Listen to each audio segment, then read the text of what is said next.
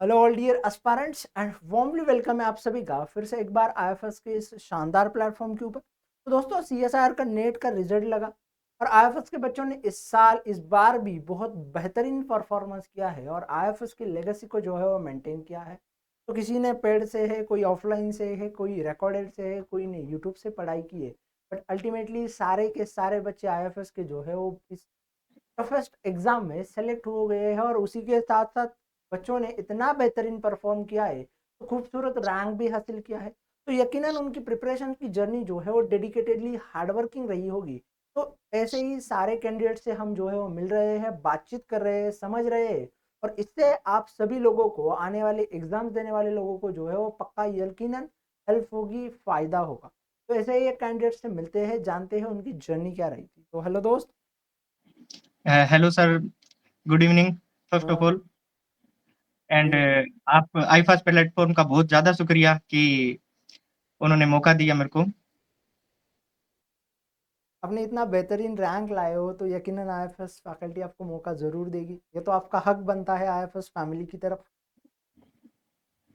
Thank you sir. Okay, तो थोड़ा अपने बारे में इंट्रोड्यूस कीजिए हमें। सर, मेरा नाम वेदांत मोदी है। मैं राजस्थान के हनुमानगढ़ में रहता हूँ और अभी मेरी रिसेंटली 3 महीने पहले मेरी एमएससी पूरी हुई है।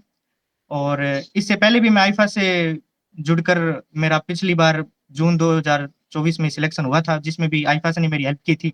उसमें भी अच्छी रैंक थी 73। और इस बार भी आईफास के बहुत बड़ा रोल रहा है इस जर्नी में। आपकी पिछले बार 73 रही थी रैंक। हाँ सर, इस बार कितनी रही है आपकी रैंक? इस बार सर 91 रैंक है मेरी। कितनी? पर 91 रैंक है सर। हाँ सर। ओके, तो very congratulation to you from the me and पूरे फैमिली की तरफ से। Thank you sir, thank you so much. तो थोड़ा अपनी एजुकेशन जर्नी हमारे साथ बताइए, क्या रही आपकी एजुकेशन जर्नी? सर, स्टार्टिंग में देखो, ग्रेजुएशन तो पूरी कोरोना काल में निकल गई हाँ। कि पता ही नहीं था कि क्या हो रहा है, क्या नहीं हो रहा। फिर सर एमएससी में आए तो एमएससी में हमारे सर थे, उनसे सुना कि सीएसआर नेट के बारे में। इनफैक्ट उन्होंने भी आईफा से की थी। वो आज असिस्टेंट प्रोफेसर में सिलेक्टेड हो चुके हैं। तो उन्होंने फिर आईफास का बताया मेरे को। तो फिर मैंने आईफा से जुड़ा। तो फिर उसके जुड़ने के बाद मेरे को ना केवल सीएसआर नेट में बेनिफिट हुआ, मेरे को एमएससी में बहुत ज्यादा बेनिफिट हुआ। कि जो एक बिलो एवरेज बच्चा आज एमएससी 90% से थी उसकी, सिर्फ आईपास के कारण।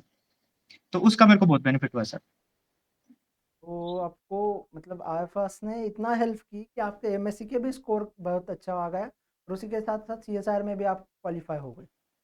जी सर। तो मुझे थोड़ा बताइए कि आपकी प्रिपरेशन जर्नी क्या रही थी? इस एंटायर ड्यूरेशंस में आपने किस तरीके से प्रिपरेशन की? सर, प्रिपरेशन जर्नी की मैं आपको बताऊं तो मैं ना इतना एक्सपर्ट नहीं था कि टेक्निक्स मेरी इतनी ज्यादा स्ट्रोंग नहीं थी। मेरे कई पोर्शन ऐसे थे जो स्ट्रोंग नहीं थे ज्यादा। लेकिन मेरे कुछ एक पोर्शन ऐसे थे जो 12th के बाद, बीएससी के बाद भी काफी अच्छे रहे। और आईफास के यूट्यूब प्लेटफॉर्म पर है ना, कम से कम 6 से 7 यूनिट मेरे को एकदम परफेक्ट मिल गई, जो पूरी पूरी कंप्लीट थी। मैंने वो यूनिट को है ना इतना परफेक्ट कर लिया था। मेरी 8 यूनिट पूरी परफेक्ट थी। उसके कारण मेरे को बेनिफिट बहुत मिल गया था। और उसके पीवाईक्यू लगाने के लिए मैंने आईफास की बुक मेरे पास आज भी पड़ी है, उसको मैंने किया था। तो वो मोर देन सफिशिएंट था मेरे लिए। ओके, तो मोर देन सफिशिएंट रहा। तो जैसे ही कल रिजल्ट लगा तो फिर आपके घर वालों की, आपकी क्या फीलिंग्स रही थी रिजल्ट के बाद? क्या इमोशंस रहे आपके? सर, फीलिंग तो ये है कि अपने थोड़े से शब्दों में बता भी नहीं सकते। क्योंकि एक जो बच्चा इतने मेहनत करता है, अपना सब कुछ देता है उस एग्जाम के पीछे, जो एग्जाम 1% से भी कम बच्चों का निकलता है, जो एग्जाम कई लाखों बच्चों का सपना है, वो एग्जाम अगर आपका क्लियर हो जाए, अच्छी रैंक से क्लियर हो जाए, तो वो घर वालों के लिए और खुद के लिए भी बहुत बड़ी एक प्राउड की बात होती है। वो है।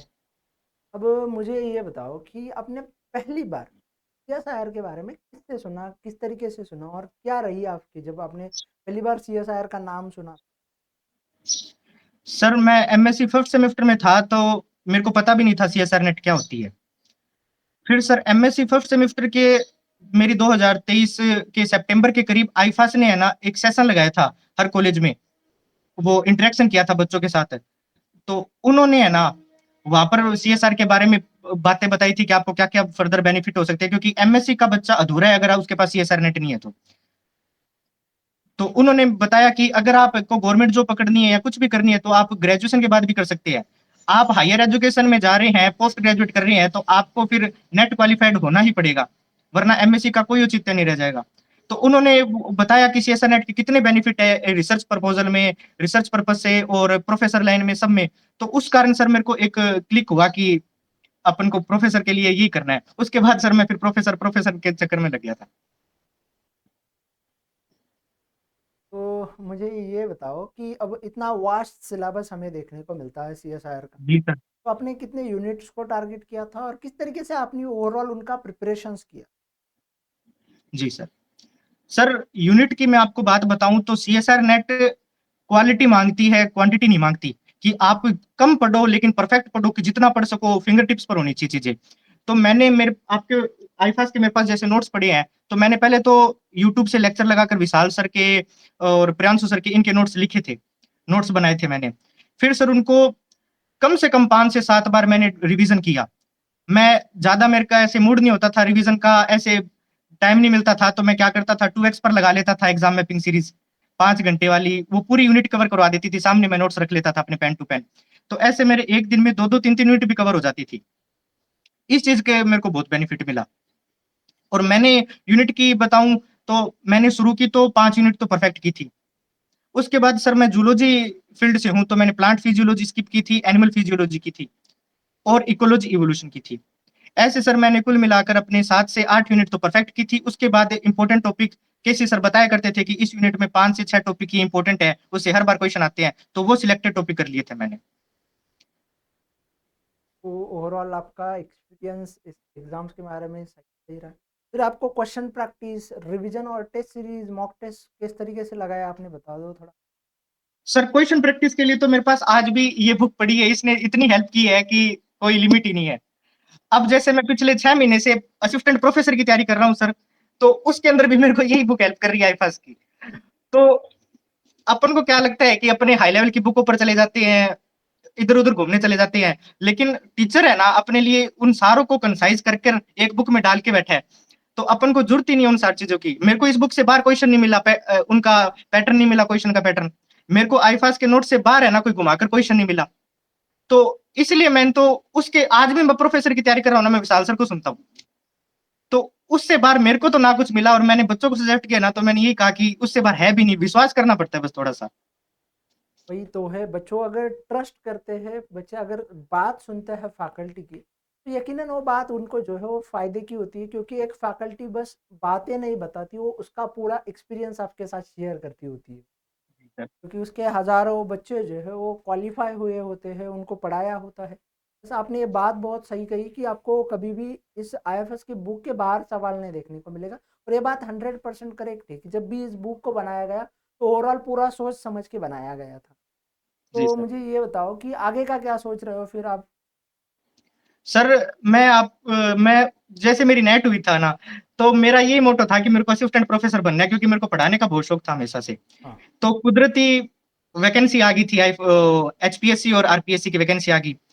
अब सर मैं आईफास के राकेश सर से जुड़ा हुआ हूँ एकदम। हाँ, हाँ। अब मैं आईफास के राकेश सर से है ना, उनके क्वेश्चन प्रैक्टिस करता हूँ, उनके लेक्चर से उनके वो उनसे एकदम मेंटरशिप ले रहा हूँ मैं, ताकि मेरे असिस्टेंट प्रोफेसर के लिए हो जाए। तो मैंने सर वो जैसे एकलव्य ने जिसको गुरु बना लिया था ना, मेरा हाँ, वो है कि मैंने देख लिया कि आईफास वाले मोर देन इनफ है, इधर-उधर देखना ही नहीं है। तो मैं नेट की जर्नी में भी उनके साथ था, अब प्रोफेसर की जर्नी में भी उनके साथ ही हूँ। सही है मेरे दोस्त, बहुत सही जा रहे हो आप। यकीनन आपका पूरा ख्वाब जो है एक दिन मुकम्मल हो जाएगा। तो थोड़ी अपने जो नए जूनियर्स होंगे, नए एस्पिरेंट्स होंगे, आपके कुछ सीनियर्स भी रहे होंगे, उस जी। एग्ज़ाम्स के लिए प्रिपरेशन करना चाह रहे हो, तो उनके लिए आपके क्या थॉट ऑफ थिंकिंग रहेंगे? क्या सजेशंस करना चाहोगे, ज़रा बताओगे हमें? सर मैं पहले तो ये बताना चाहूँगा कि बच्चा है ना जो एमएससी में निकलता है ना, उसको क्या लगता है, वो भ्रामक वो चीज़ें देखता है। उसको ये लगता है कि क्या ये एमएससी के मेरे लिए सफिशिएंट थे, या फिर क्या ये एक टीचर जो 5 घंटे में पूरी यूनिट करवा के जा रहा है, वो थोड़ी सीएसआर नेट को क्रैक करवा देगा। कि वो ऐसे सोच लेते हैं। वो उस चक्कर में फिर भ्रामक इधर-उधर भटकने लग जाते हैं। हाई लेवल की बुकें उठा लेते हैं, वो इधर-उधर चले जाते हैं ना, उसका फिर वो उसी चक्रव्यूह में घूम के रह जाते हैं, उनका कभी नहीं हो पाता सिलेक्शन। अगर अपने आँख बंद करके अपने ने दे देते हैं ना अपने 6 महीने डेडिकेट होकर कि हाँ, ये सर अपन को बता रहे हैं, तो वो ऐसे मज़ाक में तो बता नहीं रहे, हज़ारों बच्चे उनके हाथों में से निकले हुए हैं। और अगर आप ट्रस्ट करके दे देते हो ना, अगर आप ज़ीरो भी हो, आपकी ग्रेजुएशन ज़ीरो है, पोस्ट ग्रेजुएशन ज़ीरो है, मैं सर हिंदी मीडियम का लड़का हूँ, एमएससी फर्स्ट सेमेस्टर तक है। मैंने फिर आईफास के साथ स्विच किया, आज मैं प्योर इंग्लिश में जा रहा हूँ। क्योंकि उनकी वो ठीक है, वो इंग्लिश वाली, हिंदी वाली बात, लैंग्वेज बैरियर वाली बात या फिर वो इतना ऐसे करवाती नहीं कि आप उनसे कनेक्ट ना हो पाओ। तो मैं अपने जो सीनियर है या जूनियर है जो तैयारी कर रहे हैं, उनको यही कहना चाहूँगा कि आपको सबसे पहले तो विश्वास करना पड़ेगा। प्लेटफ़ॉर्म कोई भी एक पकड़ो, सारे टीचर बहुत ज़्यादा एजुकेटेड है, वेल क्वालिफाइड है। एक प्लेटफ़ॉर्म पकड़ के आप उसको 100% दे दो अपना।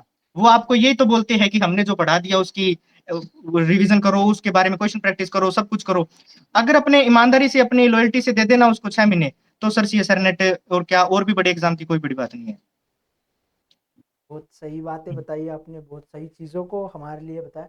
मुझे पूरा यकीन है कि जो भी बच्चे आपका ये सेशंस देखेंगे, पक्का हेल्प करेगा, क्योंकि आपने पूरा जो है जितना बता सकते हो, आप जिस तरीके से बता रहे हो, मैं समझ रहा हूँ कि आपने मेहनत बहुत ली है और आपने ट्रस्ट भी बहुत किया है और आपको यकीनन उसका फ़ायदा भी हुआ है। तो फिर से एक बार आपको कांग्रेचुलेशंस मेरी तरफ से, पूरे आईएफएस फैमिली की तरफ से, चाहे विशाल सर, केसी सर, प्रांशु सर हो। और आपको बहुत बहुत शुभकामनाएं आपकी आने वाली जर्नी के लिए। आपको ऑल द बेस्ट, आप जिस एग्ज़ाम्स का प्रिपरेशन कर रहे हो उसके लिए भी। खुदा करे आपका पूरा ख्वाब जो है वो मुकम्मल हो जाए। थैंक यू सो मच दोस्त। Thank you sir. Thank you so much sir.